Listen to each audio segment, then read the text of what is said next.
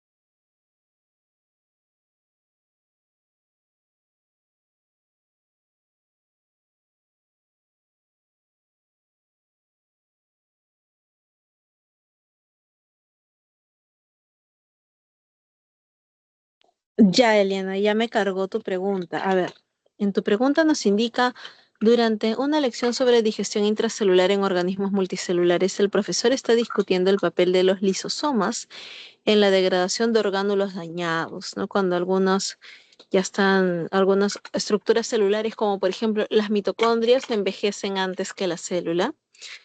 Ese proceso en donde se degradan las mitocondrias de la célula se conoce como la autofagia, ¿no? Es correcto. Explica que este proceso es crucial para mantener la homeostasis celular. Se inicia con la formación de una estructura membranosa llamada AYA. A ver, autofagosoma, vesícula de transporte, peroxisoma, endosoma, vacuola. Y ya, a ver, la autofagia ocurre cuando una, por ejemplo, una organela como la mitocondria, como te mencionaba, estaba envejecida y lo que va a hacer la célula primero es encapsularla, ¿sí? La rodea de membrana. Luego la fusiona con el lisosoma que tiene las enzimas hidrolíticas y lo termina degradando. Ahora, lo primero que se forma no es una vesícula de transporte, no es un peroxisoma, no es una vacuola. Así que esas claves por ahí vamos descartando. Se forma el autofagosoma o el endosoma. El autofagosoma se forma cuando ya se fusiona con el lisosoma. Ahí se forma el autofagosoma porque ahí está haciendo la autofagia. Pero lo primero que se forma, lo primerito que se forma es el endosoma, que es la vesícula que encapsula a la mitocondria para luego fusionarla con el lisosoma. ¿Sí? ¿Se entendió?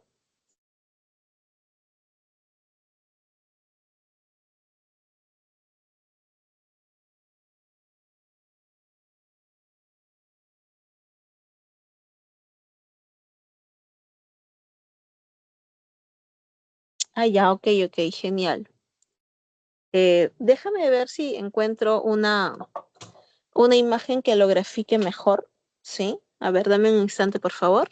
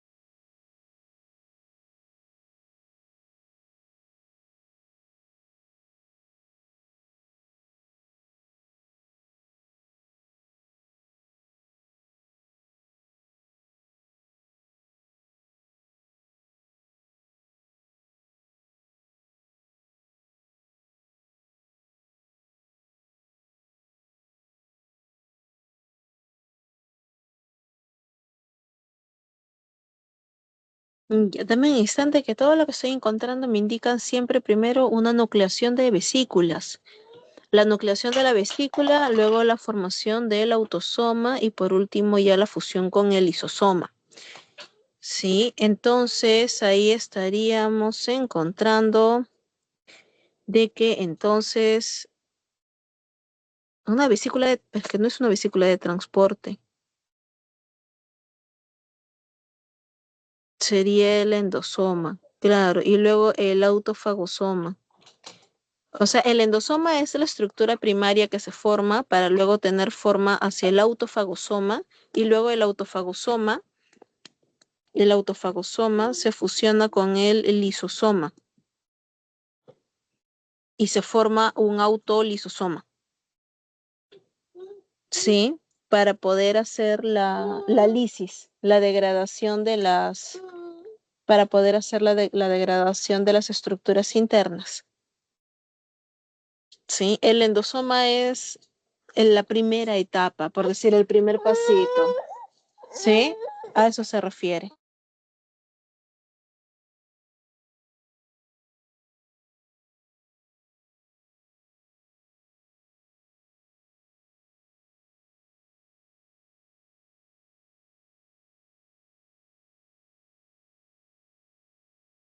Ya de nada, con gusto. Muy bien. Si tienen alguna otra duda, me la hacen saber.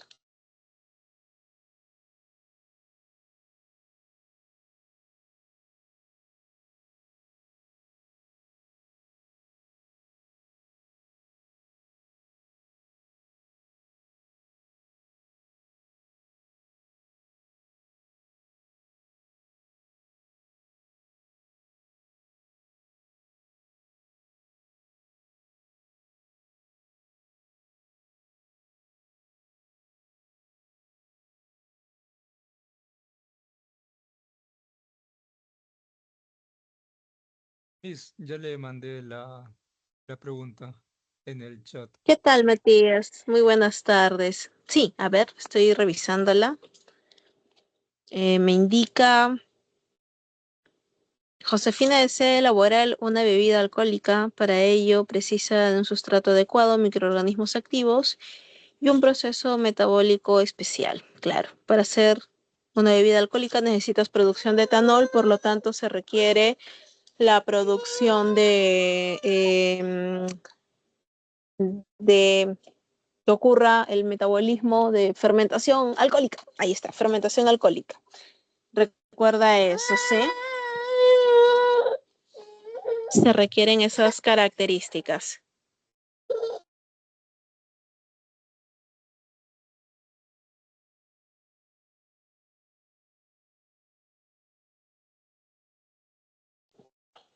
A ver, ¿qué más necesitamos por acá? Nos indica.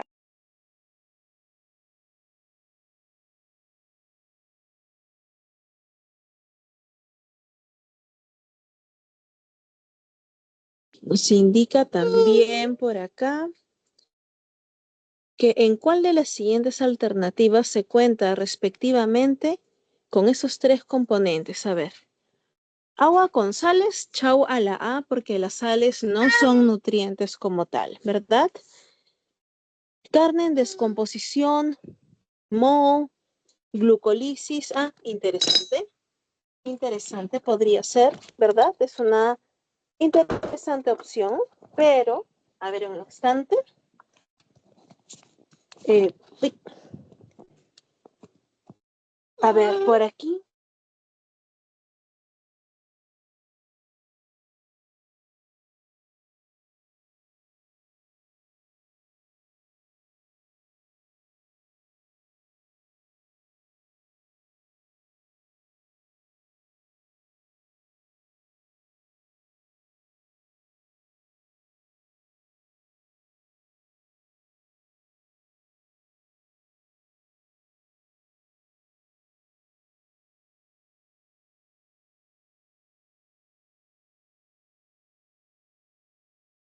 Ujú. Ya, ahora sí. En la clave A la descartamos porque te dice agua con sales. La clave B te dice carne en descomposición. Bueno, ahí sabemos que hay bacterias activas, ¿no? Moho es hongo. Bueno, y glucólisis, pues es el primer paso, ¿no? Luego de ello debería de seguir la fermentación alcohólica. A ver, la B parece simpática candidata. Luego la C te dice cereal, bacterias lácticas, no, chao, porque no te pide que produzcas ácido láctico o lactato, te pide que produzcas etanol. Luego, manzana o cereal, levaduras y fermentación. Ah, ajá, yo creo que ahí está mucho mejor. Porque en la B que te dice carne en descomposición, la carne es principalmente proteína, no te da azúcares. En cambio, la clave D de dedo te dice manzana, cereal y ahí sí hay azúcares. ¿Sí? La D es la clave correcta. Porque tienes el sustrato, que son los azúcares de la manzana o el cereal, la levadura, que son los hongos, los microorganismos que hacen la fermentación, ¿sí? Y tienes la fermentación como tal, ¿no? El proceso que va a producir el ácido, el etanol, perdón, el alcohol etílico. ¿Sí? ¿Se entendió el por qué? Sí, o sea, lo malo que ahí marcaron la clave que es la A, es por eso que me siento así confundido, ya que, o sea, ¿a qué se refiere con agua con sales? O sea, ¿no es lo mismo agua normal o cuál es la diferencia? Es que en realidad, mira, te dicen agua con sales, bacterias y respiración aeróbica. La respiración aeróbica utiliza la mitocondria, no utiliza la fermentación. La A es imposible. Debe haber un error si lo tienes ahí el formulario con claves y ello, debe haber un error en la digitación, ¿no? En la clave. Porque no, la A es imposible, como te digo, entre la B y la D, la correcta es la D, por lo que te dan todo completo. Agua con sal es agua con sal, agua con cloruro de sodio. Es agua, cloro y sodio. Eso es agua con sal nada más. No contiene nutrientes, no contiene azúcares. Y para poder hacer la fermentación se requiere justamente azúcares. Ah, ya, mis, gracias.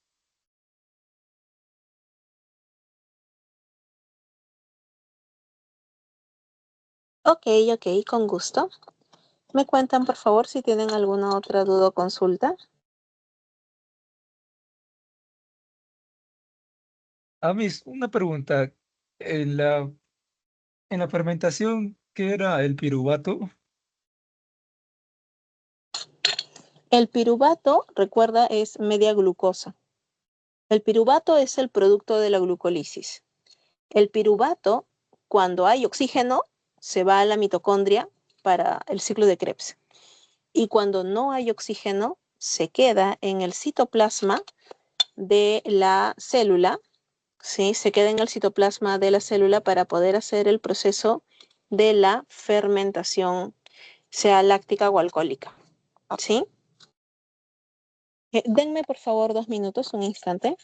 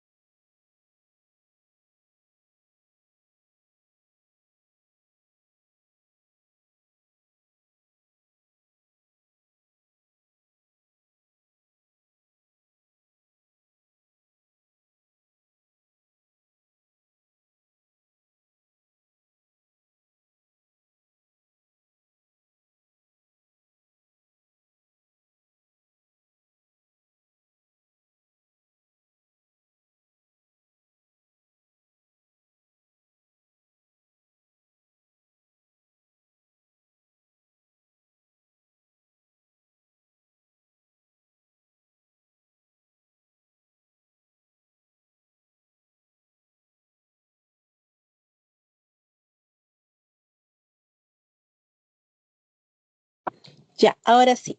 ¿Alguien tiene alguna otra duda, alguna consulta, por favor?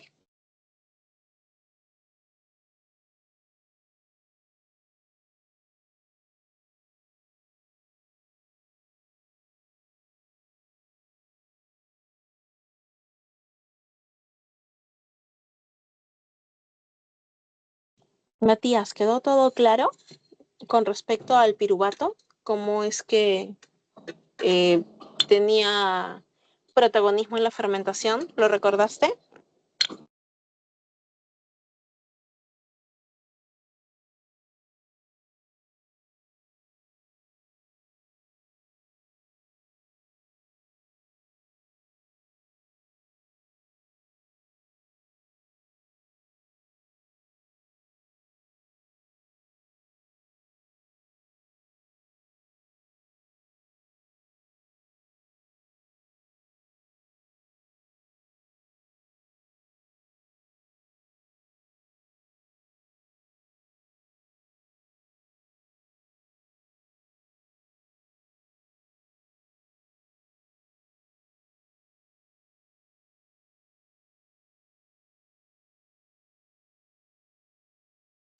A ver, un instante.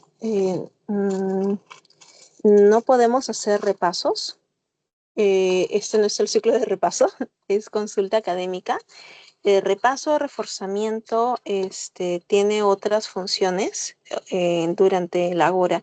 En consultas académicas no hacemos repaso, no porque no quiera, sino primero porque no podemos usar las diapositivas de las clases como tal, porque esto no es una clase, ¿no? Es consulta académica. Pero por otro lado, también si yo les hago un repaso de una clase, me va a tomar obviamente más de 20 minutos y no podría responder las consultas que realmente tengan otros de sus compañeros que puedan ingresar. El objetivo de consulta académica es ello. Lo que sí podemos hacer, Eliana, es que me preguntes algo que no entiendas, me preguntes respecto a el transporte en plantas. Cuéntame qué dudas específicas tienes en el transporte de plantas, porque un repaso de la clase no podría hacerlo. Sí, formula tus preguntas, qué parte no comprendes o qué parte consideras que requieres alguna aclaración.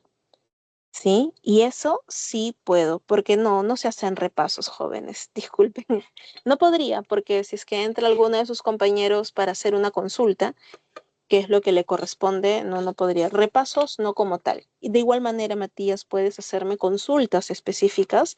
Por eso estas 2 horas es de consultas académicas, no es repaso, no es reforzamiento.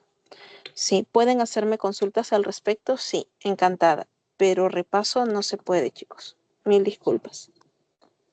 Quedo atenta a sus consultas, a sus preguntas, dudas, consultas sobre respiración celular y sobre transporte en plantas.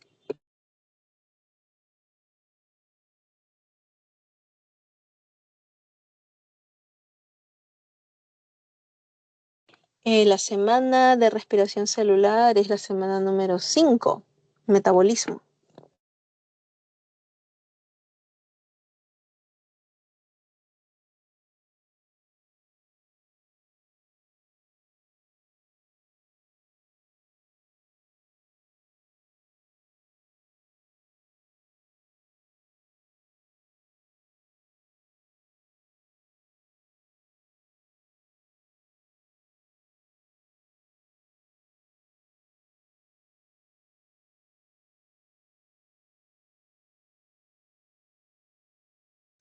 Matías, pero ¿por qué las del siglo pasado? De este siglo, ¿cómo te fue? ¿Sí pudiste responder todo? ¿Las preguntas de este semestre? Mm, eh, Más o menos es que ahora sí ya estoy que me pongo las pilas recién. O sea Ah, que, ok, ok, comprendo. sí, ya que Ok, antes que no entraba acá, no porque no quería, sino era el hecho de que no tenía micrófono y a veces algunos profesores no leían el chat y pasaban de largo. sí, sí, claro, no te preocupes, comprendo. No hay ningún problema. Quedo atenta a las dudas, consultas que tengan al respecto.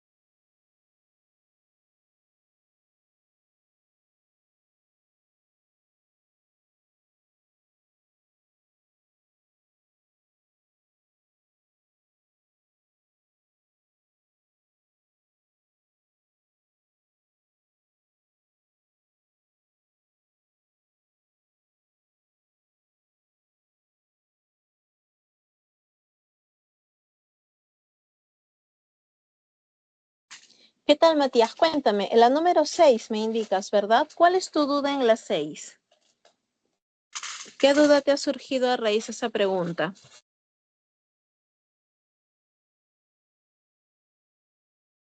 Todo, Miss, todo. Es que ese tema no es mi fuerte, la verdad. No es mi fuerte ese tema, ya que no sé muchos datos, la verdad, y me marea. A ver, cuéntame a qué carrera vas para poder guiarte. Ingeniería química. Ya, ok, a ingeniería química sí, sí, es muy probable que te venga algo de fermentación o respiración celular. Sí, sí, sino es que es bastante biológico. Mm, ya, a ver, dame un instante.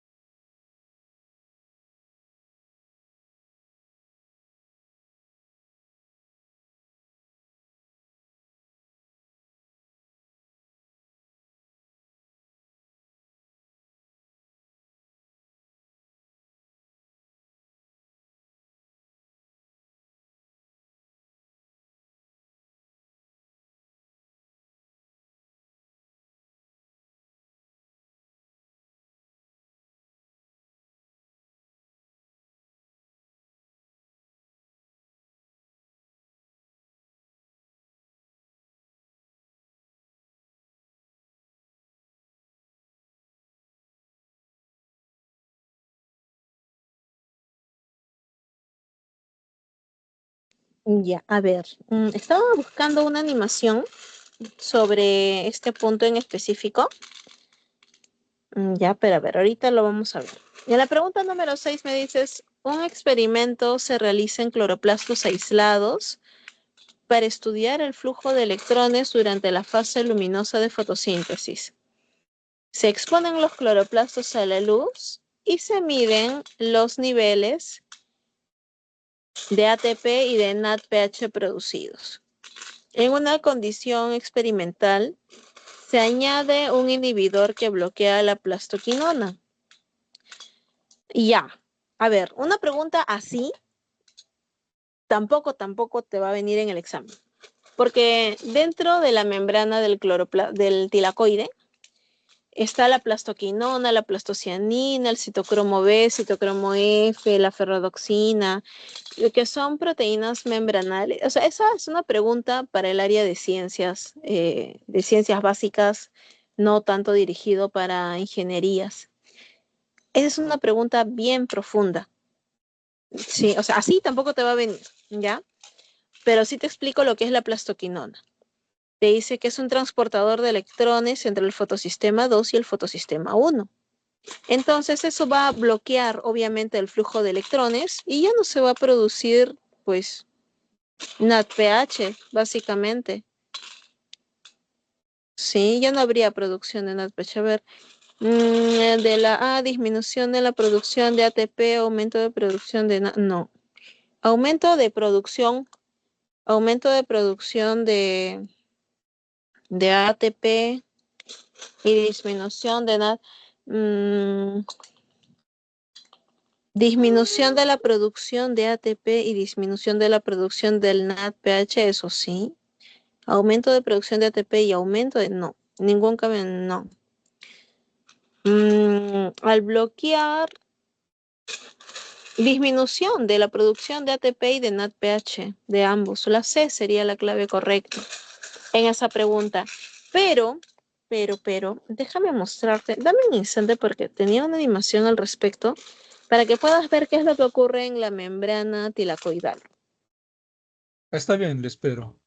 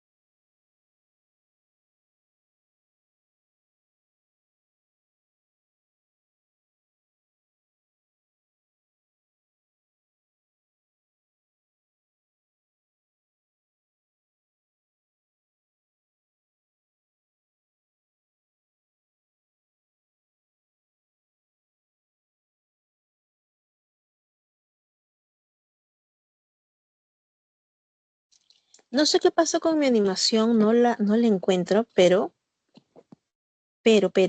igual todo se puede explicar con una imagen, ¿sí? Mira por acá.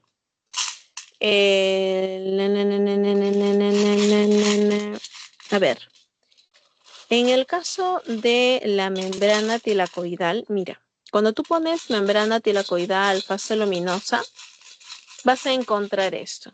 Primero, la luz que incide en el fotosistema 2. El fotosistema 2 es el P680. Es ahí donde ocurre este proceso de la fotólisis del agua. Los enlaces de la molécula del agua se rompen, liberando el oxígeno que, como gas, como molécula, ¿sí? Los hidrógenos y los electrones de los hidrógenos. Estos electrones de los hidrógenos son los que van a ser transportados. Mira, ahí está la PQ, plastoquinona, ahí está su nombre, el citocromo B, citocromo F y la plastocianina, ¿ves? Esa pequeña molécula PC Esas son, te das cuenta, son solamente moléculas que se encuentran incrustadas, alojadas en la membrana, para llegar hasta el fotosistema 1, conocido como el P700, que absorbe una longitud de onda de 700.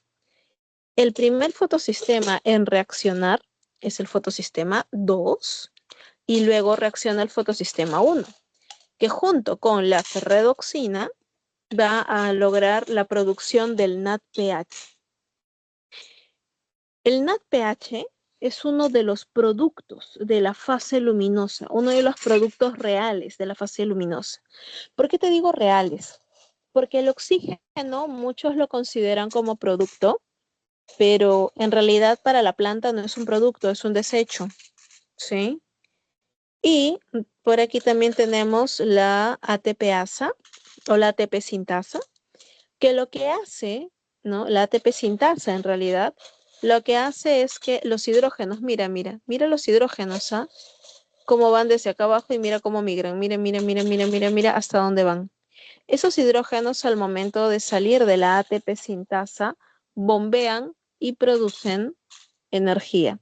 Esa energía va a ser rápidamente captada por el ATP para la formación de ATP.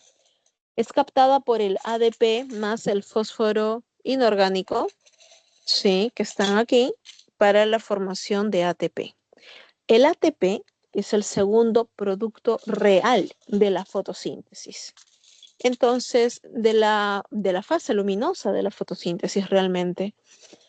Entonces, de la fase luminosa, ¿qué es lo que obtengo? De la fase luminosa obtengo NADPH y ATP.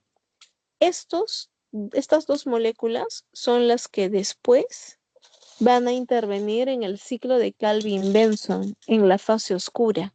Se utiliza, se invierte ATP y NADPH para la producción de azúcares, para la producción de carbohidratos. ¿Sí? ¿Estamos bien? ¿Hasta ahí Así estamos es. bien? Sí, una Sí, pregunta. ¿Y la NADP reductasa es lo que sintetiza el NADPH2, no? así es. O sea, la única función del NADP es trasladar los hidrógenos. Claro. Y ahí se forma lo que Ujú. es el NADPH2. El Así es. producto reductor, ¿no? Claro, se reduce porque gana electrones. Los dos electrones que estaban saltando se van a utilizar para formar los enlaces con el hidrógeno. Ah, Es ya, un ya, proceso ya. de reducción. Ujú. Ahora sí, ya entendí. Ah, genial.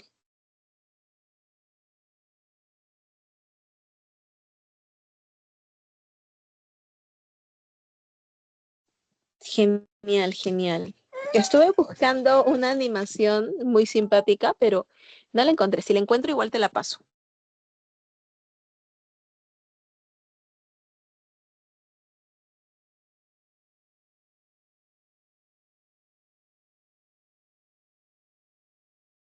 Ya, aquí está el video que les había prometido.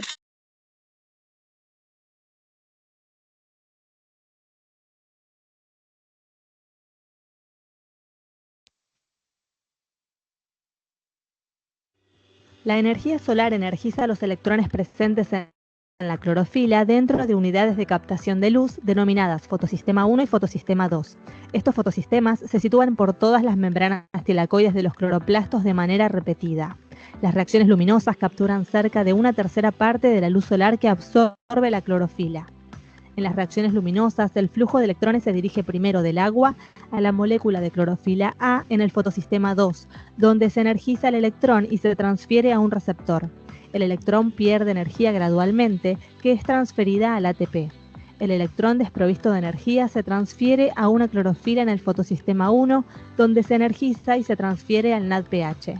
En las reacciones luminosas, el ATP se sintetiza por la ATP sintasa, utilizando energía de la ósmosis química producida por una cadena de transporte de electrones que utiliza la energía luminosa para bombear iones de hidrógeno a través de la membrana tilacoide.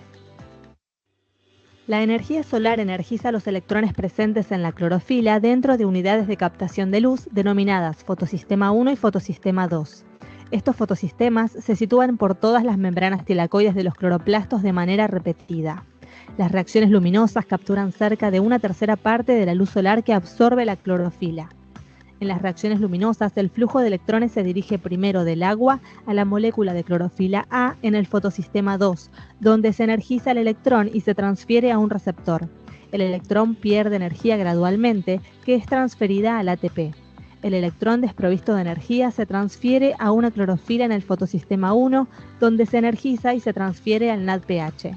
En las reacciones luminosas, el ATP se sintetiza por la ATP sintasa, utilizando energía de la ósmosis química producida por una cadena de transporte de electrones que utiliza la energía luminosa para bombear iones de hidrógeno a través de la membrana tilacoide. La energía solar energiza los electrones presentes en la clorofila dentro de unidades de captación de luz denominadas fotosistema 1 y fotosistema 2. Estos fotosistemas se sitúan por todas las membranas tilacoides de los cloroplastos de manera repetida. Las reacciones luminosas capturan cerca de una tercera parte de la luz solar que absorbe la clorofila. En las reacciones luminosas, el flujo de electrones se dirige primero del agua a la molécula de clorofila A en el fotosistema 2, donde se energiza el electrón y se transfiere a un receptor. El electrón pierde energía gradualmente, que es transferida al ATP.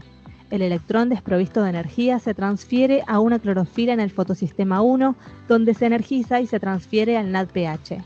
En las reacciones luminosas, el ATP se sintetiza por la ATP sintasa, utilizando energía de la ósmosis química producida por una cadena de transporte de electrones que utiliza la energía luminosa para bombear iones de hidrógeno a través de la membrana tilacoide. La energía solar energiza los electrones presentes en la clorofila dentro de unidades de captación de luz denominadas fotosistema 1 y fotosistema 2. Estos fotosistemas se sitúan por todas las membranas tilacoides de los cloroplastos de manera repetida. Las reacciones luminosas capturan cerca de una tercera parte de la luz solar que absorbe la clorofila. En las reacciones luminosas, el flujo de electrones se dirige primero del agua a la molécula de clorofila A en el fotosistema 2, donde se energiza el electrón y se transfiere a un receptor. El electrón pierde energía gradualmente, que es transferida al ATP. El electrón desprovisto de energía se transfiere a una clorofila en el fotosistema 1, donde se energiza y se transfiere al NADPH.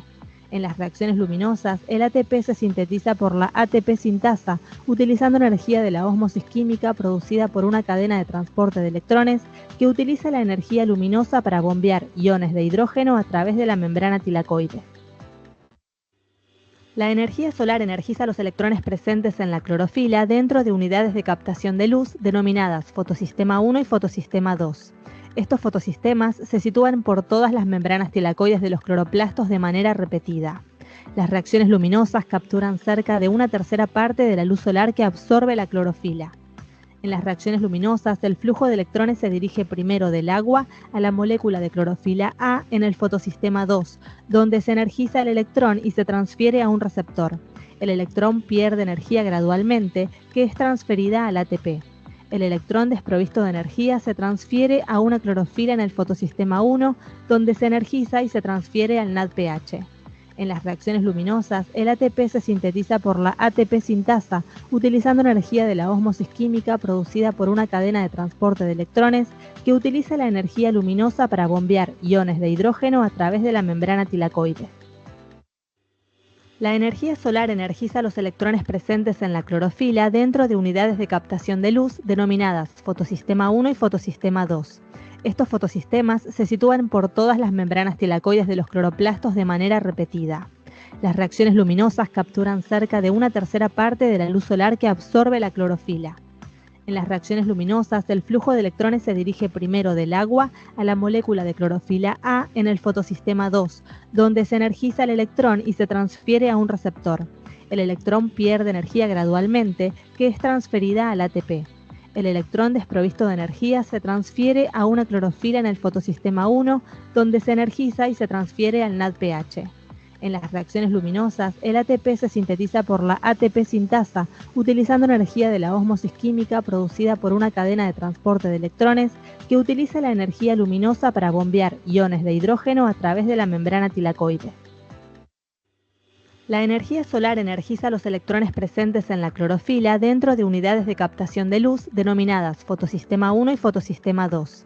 Estos fotosistemas se sitúan por todas las membranas tilacoides de los cloroplastos de manera repetida. Las reacciones luminosas capturan cerca de una tercera parte de la luz solar que absorbe la clorofila. En las reacciones luminosas, el flujo de electrones se dirige primero del agua a la molécula de clorofila A en el fotosistema 2, donde se energiza el electrón y se transfiere a un receptor. El electrón pierde energía gradualmente, que es transferida al ATP. El electrón desprovisto de energía se transfiere a una clorofila en el fotosistema 1, donde se energiza y se transfiere al NADPH. En las reacciones luminosas, el ATP se sintetiza por la ATP sintasa, utilizando energía de la ósmosis química producida por una cadena de transporte de electrones que utiliza la energía luminosa para bombear iones de hidrógeno a través de la membrana tilacoide. La energía solar energiza los electrones presentes en la clorofila dentro de unidades de captación de luz denominadas fotosistema 1 y fotosistema 2. Estos fotosistemas se sitúan por todas las membranas tilacoides de los cloroplastos de manera repetida. Las reacciones luminosas capturan cerca de una tercera parte de la luz solar que absorbe la clorofila. En las reacciones luminosas, el flujo de electrones se dirige primero del agua a la molécula de clorofila A en el fotosistema 2, donde se energiza el electrón y se transfiere a un receptor. El electrón pierde energía gradualmente, que es transferida al ATP. El electrón desprovisto de energía se transfiere a una clorofila en el fotosistema 1, donde se energiza y se transfiere al NADPH. En las reacciones luminosas, el ATP se sintetiza por la ATP sintasa, utilizando energía de la ósmosis química producida por una cadena de transporte de electrones que utiliza la energía luminosa para bombear iones de hidrógeno a través de la membrana tilacoide. La energía solar energiza los electrones presentes en la clorofila dentro de unidades de captación de luz denominadas fotosistema 1 y fotosistema 2. Estos fotosistemas se sitúan por todas las membranas tilacoides. La energía solar energiza los electrones. Y ahí ya estaba repitiendo, ¿verdad? Entonces, ese videíto era el que les estaba debiendo a la pregunta que me hicieron hace un par de minutos. Muy buenas tardes con los que se han conectado. Cuéntenme, por favor, si tienen alguna duda o consulta.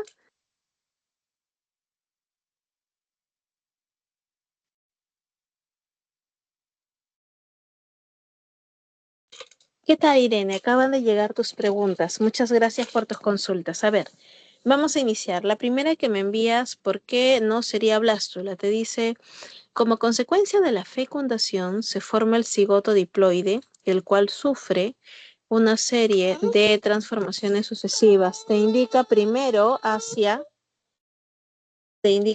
a mórula, luego a blástula y después a gástrula.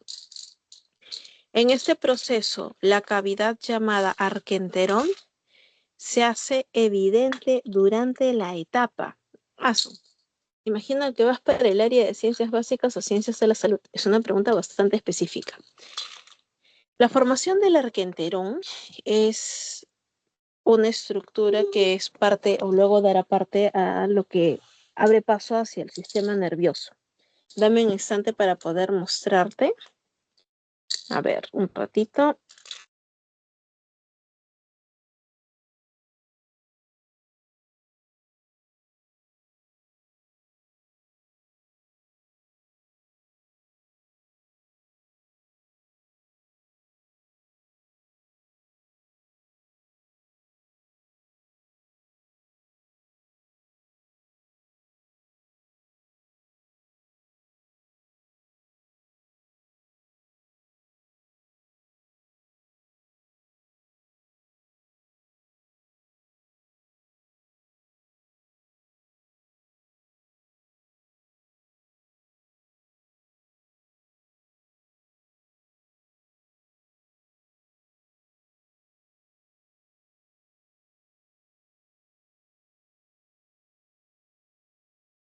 Ya, a ver, permíteme mostrarte.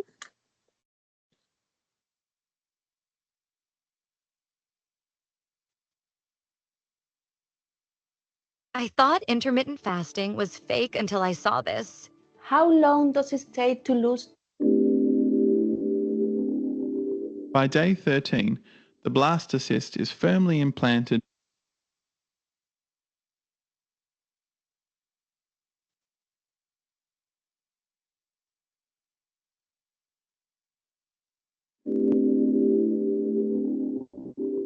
By day 13, the blastocyst is firmly implanted in the endometrium. We'll now make sagittal cuts through each constituent part, one after another.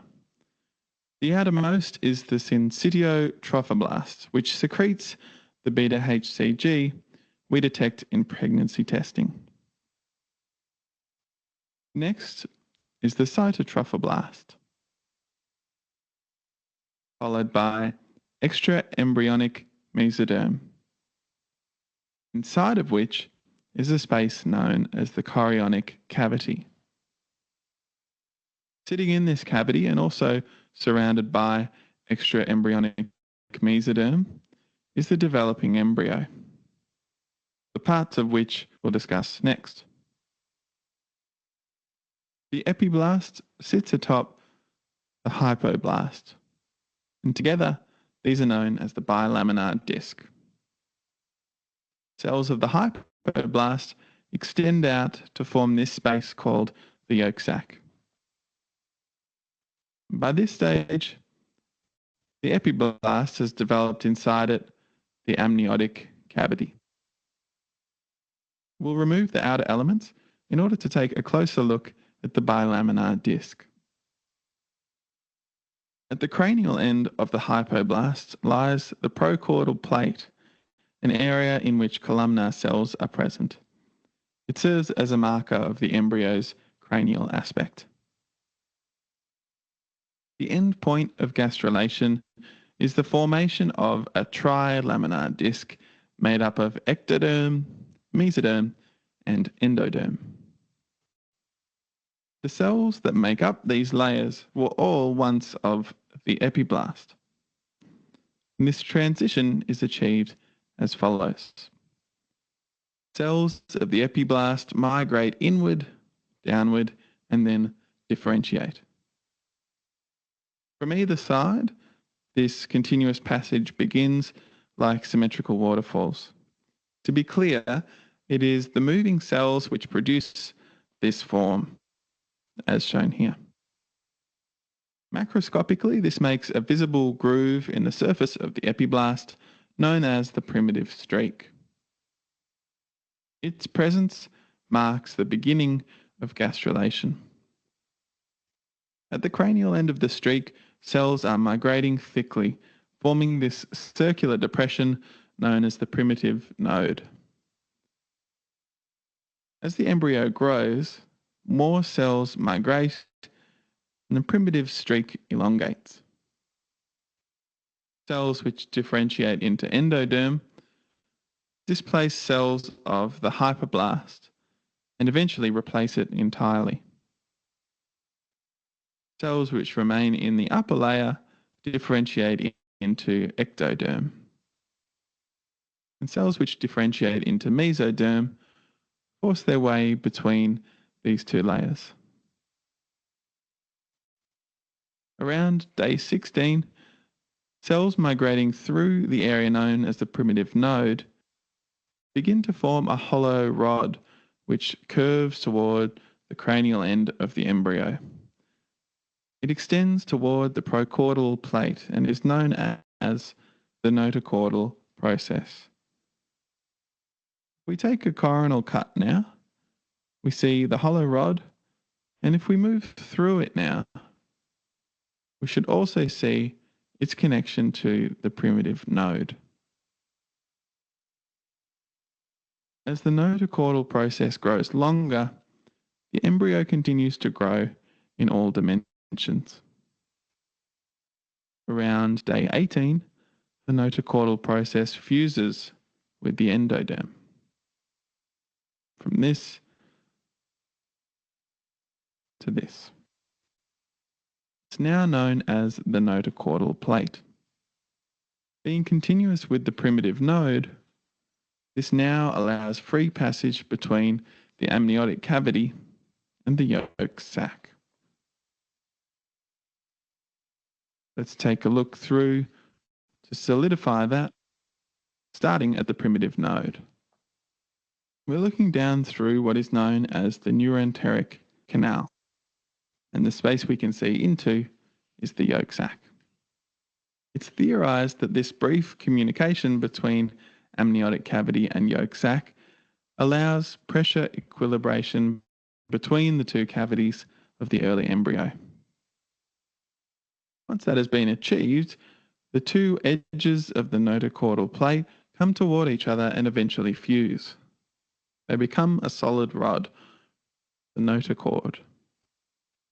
Noto is Greek for back, and the notochord acts as the structural backbone of the developing embryo.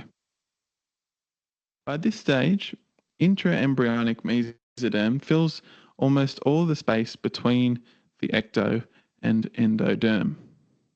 Apart from the space the notochord occupies, it is absent also at the oropharyngeal membrane, located where the procaudal plate once was, and the cloacal membrane. These are the structural elements of the embryo that currently exist as ecto and endoderm tightly adhered. And that concludes the process of gastrulation, from bilaminar to trilaminar embryonic disc. Hit subscribe for more videos simplifying this complex topic. Thanks for watching.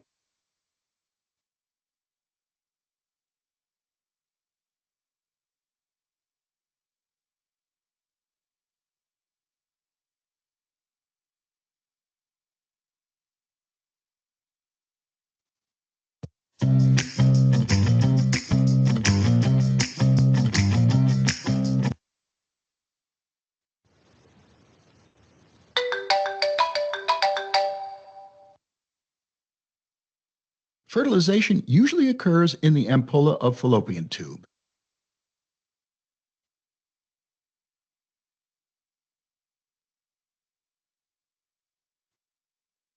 Human prenatal development can be divided into 3 stages: pre-embryonic, embryonic, and fetal development. Fertilization usually occurs in the ampulla of fallopian tube.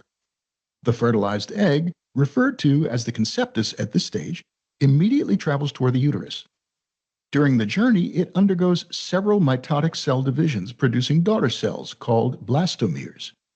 This process is known as cleavage because the cells divide without growing in volume. After about 3 days, the conceptus arrives in the uterus. It now contains about 16 cells and is called a morula. Cells of the morula are totipotent. They are capable of differentiating into all cell types, both embryonic and extraembryonic. The morula continues to divide while floating freely in the uterus for several more days. During this time, it consumes nutrients stored in the egg cytoplasm and uterine milk secreted by the endometrium.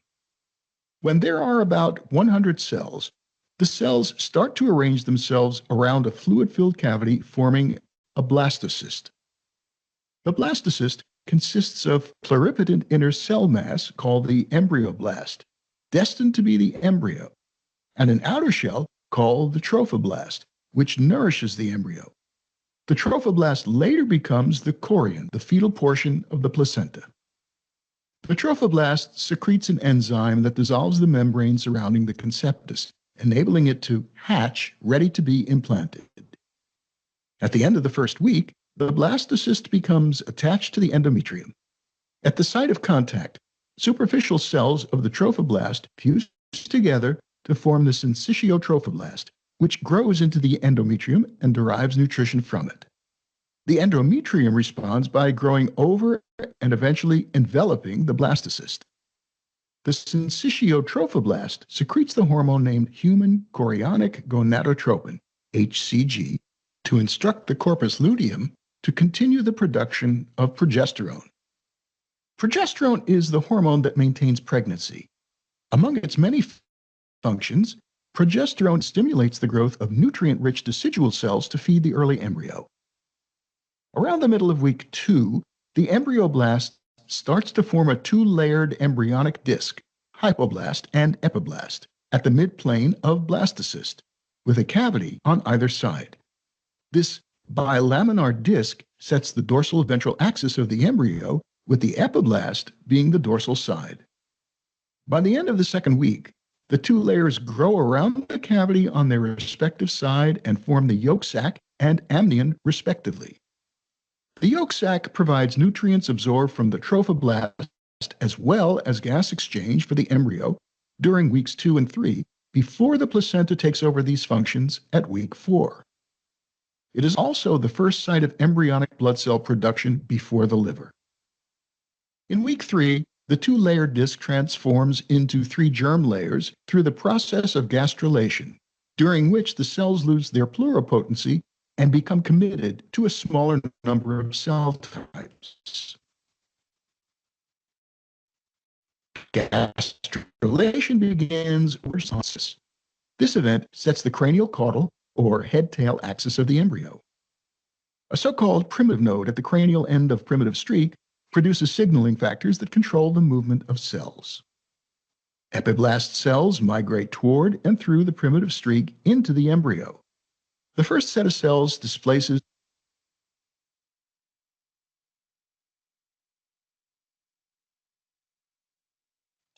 Ay, estaba el micrófono apagado, perdón. Ya, te decía que ya a partir de ahí ya empieza a mencionar lo que la otra animación había mencionado, ¿no? Todo el desarrollo desde la zona del epiblasto y demás. ¿Sí se comprendió? Sí, Miss. Gracias. Ya, no, de nada, gracias a ti. Vamos entonces ahora con la siguiente pregunta.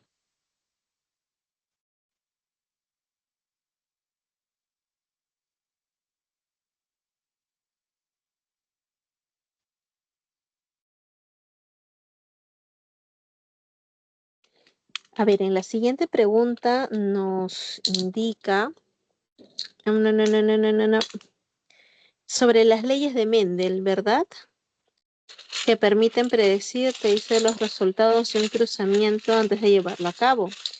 Se cruzan 2 líneas puras de arvejas que difieren en 2 caracteres. Ya. Y en la F2 se obtienen... ya. La tercera ley de Mendel. Recuerda, en la F1, cuando se cruzan líneas puras para 2 genes, en la F1 se obtienen todos dihíbridos, ¿no? O doble híbridos. Y en la F2 se obtiene la proporción 9331. Sí, porque te dice, mira, se cruzan 2 líneas puras de arveja que difieren en 2 caracteres. Y en la F2, no te dice la F1, porque en la F1 todos son dihíbridos. Todos van a tener los 2 caracteres, fenotípicamente, los 2 caracteres dominantes. Por eso te dice, en la F2 se obtienen 6.400 descendientes. ¿Cuántos de ellos presentan un rasgo recesivo y otro dominante? ¿Qué tienes que saber aquí? En la 117, aplicar, sí, aplicar tercera ley de Mendel. En la tercera ley de Mendel, acá está un ratito, tercera ley de Mendel. Sí, la proporción 9, 3, 3, 1. Para un total de 6.400 descendientes. Entonces, ¿qué tengo que hacer? 9 más 3 más 3 más 1, 16. Puedes ponerle una variante, ¿no? 16K es igual a 6.400. ¿Cuánto vale K? K será igual a... A ver, no sé. Estoy abriendo mi calculadora. 6.400 entre 16 es igual a 400. ¿Sí? Entonces, recuerda, ¿sí? Recuerda de que en la proporción 9331 son proporciones fenotípicas. Es lo que vemos. Es decir, tenemos una proporción de 9 con ambas características dominantes. 3 con la primera dominante y segunda recesiva. otros 3 con la primera recesiva y segunda dominante. Y un 1K, que es el único que va a ser con ambas características recesivas, ¿sí? A eso se refiere la proporción 9331. Te están pidiendo por aquellos que tienen un rasgo recesivo y otro dominante, es decir, 3K, ¿sí? Es decir, 1200. ¿Se entendió? ¿Te acuerdas de la tercera ley de Mendel o quieres ver un poco más al respecto? No, sí me acuerdo, ahora sí entendí. Gracias, Miss. Ah, ya, ok, genial, perfecto.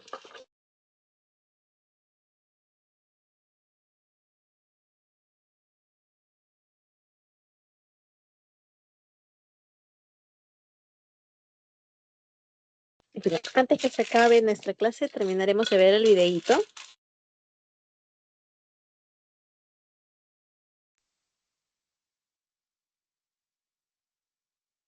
Is the hypoblast and forms the endoderm. The second set of cells fills in the space between the endoderm and epiblast, creating the mesoderm. The remaining epiblast cells form the ectoderm. Each of the 3 germ layers differentiates to become different organs and tissues. All are systems present in their primitive form by the end of the embryonic period, but most of them are not yet functional or only partly functional. The yolk sac gives rise to the allantois, a primitive urinary bladder and part of the umbilical cord. The amnion grows to surround the embryo by week 4. It is filled with amniotic fluid, which protects the embryo from trauma and temperature fluctuations. The fluid also allows the fetus to move freely and prevent adhesion of body parts. The yolk sac, amnion, allantois, and chorion are the 4 embryonic membranes. Are you a fan of Alila Medical videos? If so, you will love our new Alila Academy. Based entirely on our highly effective animated mini lectures, our courses are designed to follow a typical syllabus in each subject. Each topic is extensively illustrated and comes with quizzes to test your understanding, downloadable PDFs for a quick review, as well as images for you to use. We are known for producing highly effective animated videos that explain the most difficult concepts in record time. We have no doubt that our courses will be a lifesaver for both students and teachers alike. So do come check them out. Alila Academy.